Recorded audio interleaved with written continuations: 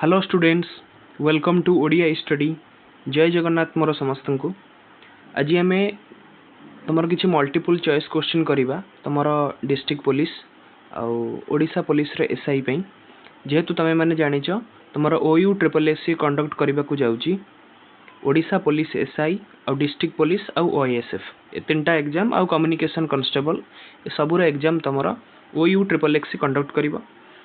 तो आम आज मॉडर्न हिस्ट्री तुम जो फास्ट चैप्टर जदि मॉडर्न हिस्ट्री आरंभ बोली कह जाए, जोटा कि तुम advent of Europeans in India, तुम यूरोपियन मानकर भारत को आसवा भारतर आगमन आम से विषय में पढ़ा। किए किए आसी तुम मैंने जानिच, जेपरिक तुम पोर्तुगीज हेले, डच माने हेले, ब्रिटिश माने हेले, तापर तुम डानिश हेले, फ्रेंच माने हेले, ये समस्ते कौन आसते ना भारत को आसते। तो तार विषय में आम आज एमसीक्यू करवा। तो तुम जीक भी डाउट अच्छी तुम मत कमेंट रे पचारि पार क्लास विषय रे। जदि तुम चाहूँ क्लास मु थ्योरी आनी, आज आम खाली एमसीक्यू करवा 20टी एमसीक्यू करवा। जदि तुम चाहूँ क्लास मु थ्योरी आने ताल तुम मत कमेंट माध्यम रे जनइब। देख प्रथम क्वेश्चन तुम कौन देला। प्रथम क्वेश्चन देला which of the following is the correct chronological order in the arrival of European powers in India. Chronological order माने होची तमरा ठीक भाव में सजेब कहापर किए आसी। देख तुम प्रथम आसते मन रखिब, तुम प्रथम आसी पोर्तुगीज माने। प्रथम किए आसते पोर्तुगीज माने प्रथम आसी। तापर किए आसी सेकेंड रे आसी डच। नेदरलैंड रो अधिवासी को तुम डच कहती है। तो डच माने पोर्तुगीज का परे भारत को आसी। तापर किए आसिले डच को परे, डच को परे आसते ब्रिटिश। डच को परे आसते कि ना ब्रिटिश। तापर किए आसिले ब्रिटिश को परे आसते डैनिश। डेनमार्क रो लोक माने आसते डैनिश। तापर आसीथिले फ्रेंच। ये पांचटा तुम सीरियल वाइज मन रखिबो हैला। प्रथमे तुम किए आसिले पोर्तुगीज माने, सेकेंड आसिले डच, तापर आसिले ब्रिटिश, तापर आसिले डानिश, तापर आसिले फ्रेंच। पोर्तुगीज माने आसीथिले केबे? पोर्तुगीज तुम प्रथमे आसीथिले भास्को डा गामा। आसीथिले केबे ना 1498 रे भारत को आसीथिले। डच माने केबे आसीथिले? डच माने मन रखिबो 1605। बुझियला। ब्रिटिश माने केबे आसिले? ब्रिटिश माने आसीथिले 1608 रे।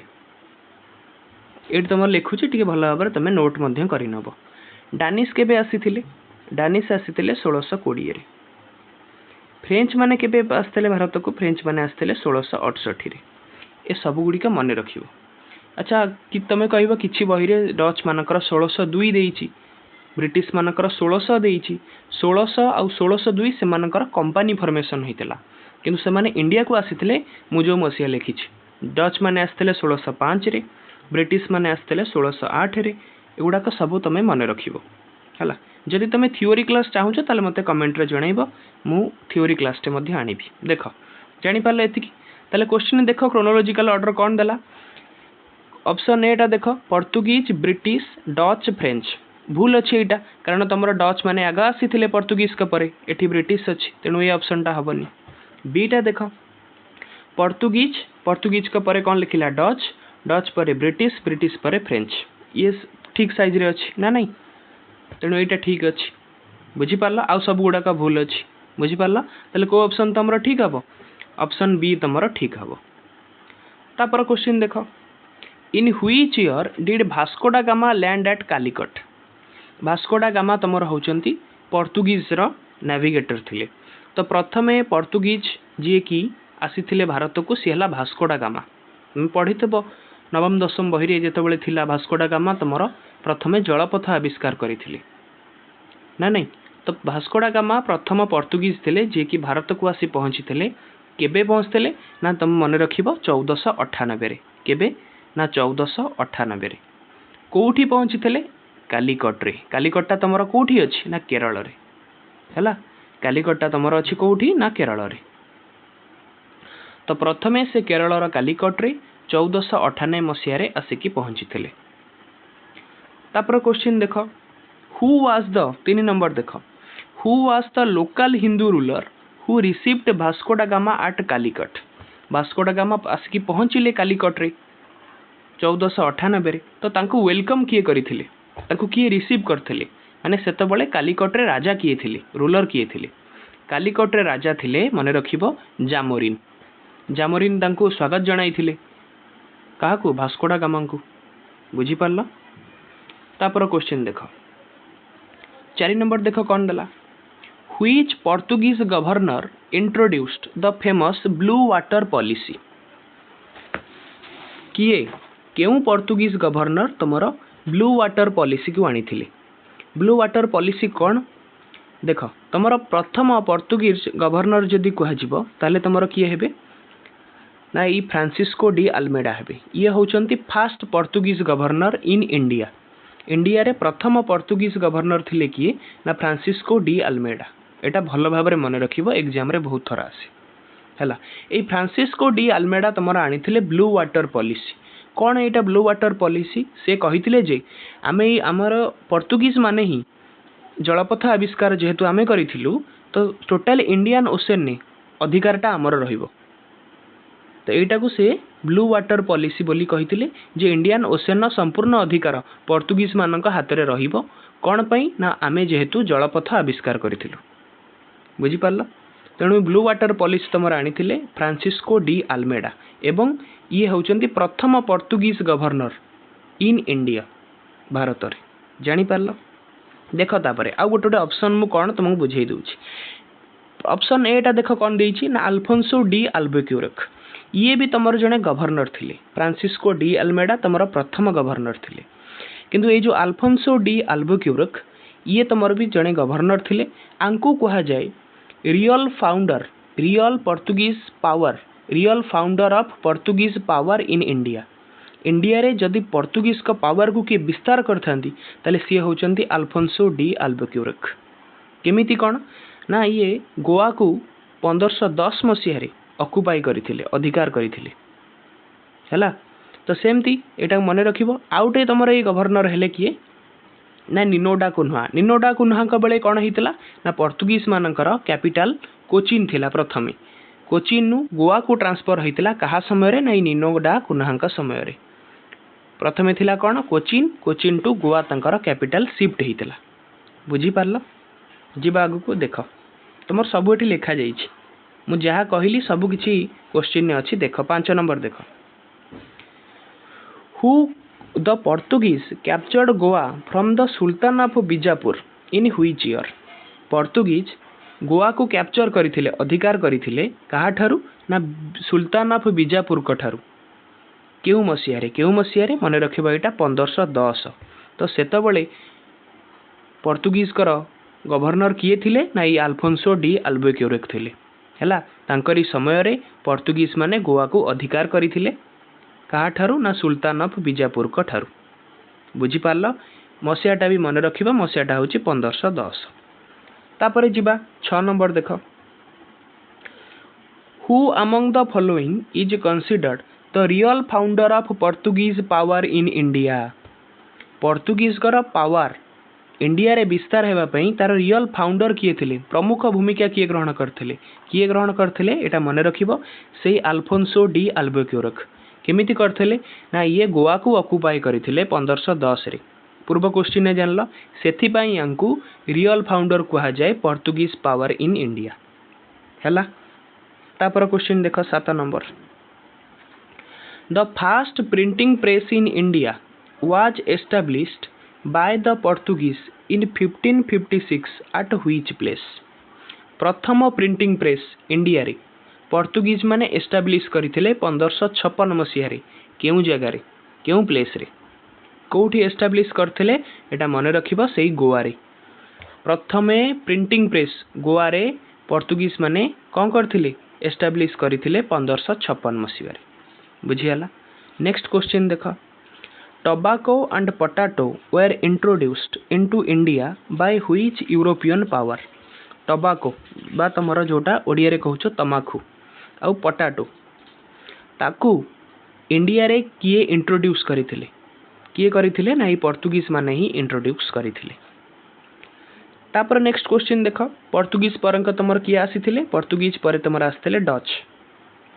देख डच को नहीं क्वेश्चन देला where did the Dutch establish their first permanent factory in India in 1605 1605 मसीह डच माने कोठी तांकर परमानेंट फैक्ट्री इंडिया रे खोली कौ जगार एटा मन रखिब डच तांकर प्रथम फैक्ट्री खोली मसूलीपट्टनम ठारे मसूलीपट्टनम तुम कौ राज्य रे जाए ना आंध्र प्रदेश है आंध्र प्रदेश रे तुम अच्छी कौन मसूलीपट्टनम देख ए फैक्ट्री विषय में तुमको कहीदे प्रथम आम जा पर्तुगीज पर्तुगीज मानकर फैक्ट्री कौटी अच्छी प्रथम फैक्ट्री थिला कालीकट ठारे जो आसी किए प्रथम लैंड करथिले वास्को डा गामा सेठ तांकर प्रथम फैक्ट्री होता पर्तुगीज मानकर प्रथम फैक्ट्री कौटी है कालीकट डच मानकर कौटी है डच मानकर है मसूलीपट्टनम जोटा भी कहली तुमको डच मानकर है मसूलीपट्टनम जोटा कि आंध्र प्रदेश रे अच्छी डच पर किए आसते ब्रिटिश ब्रिटिश तांकर प्रथम फैक्ट्री खोली सूरत ठारे बुझीगला सूरत रोचे गुजरात रे ब्रिटिश का पर आसते डानिश डानिश तांकर प्रथम फैक्ट्री खोली कौटी ट्रांक्वेवर ये सब गुड़ाक इंपोर्टाट टे भल भाव में मन रखि ट्रांक्वेवर ट्रांक्वेवरटा हूँ तमिलनाडु रे है डानिश माने तांकर प्रथम फैक्ट्री खोली ट्रांक्वेवर ठारे आउ रहिला किए ना फ्रेंच फ्रेंच भी तांकर प्रथम फैक्ट्री खोली सूरत ठारे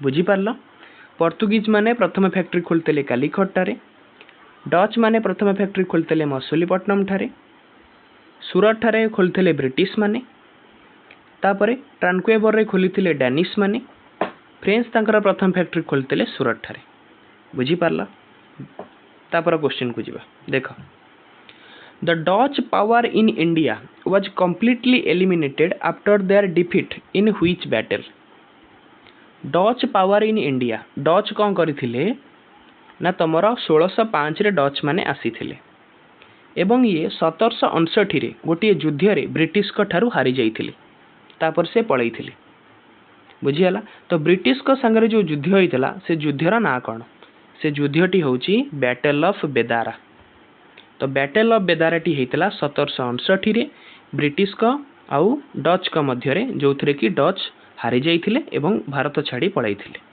बुझीपार 11 नंबर क्वेश्चन देख who was the Mughal emperor when the British east India company was formed in London in 1600 देख यहाँ 1600 मसीह तमर British east India company T तैयारी होइथिला कोठी ना लंडन ने तो सेतबळे भारत रे मुगल रा राजा किए थिले मुगल एम्पेरर किए थिले क्वेश्चन ने पचारछि तमर देख अकबर को जदि कथा में देखिबा अकबर केबेठू केबे हिथिले केते मसिया रु केते मसिया अकबर राजा हिथिले ना 1556 रु 1605 बुझी पारला तो 1556 रु 1605 तो जेतबळे 1600 मसीह रे ईस्ट इंडिया कंपनी फॉर्मेशन हैला तो सेतबळे मुगल एम्पेरर किए थिले ना अकबर ही थिले बुझी पारलो किंतु तुमको जदि क्वेश्चन ने पचारिबो जोटा कि 12 नंबर क्वेश्चन अछि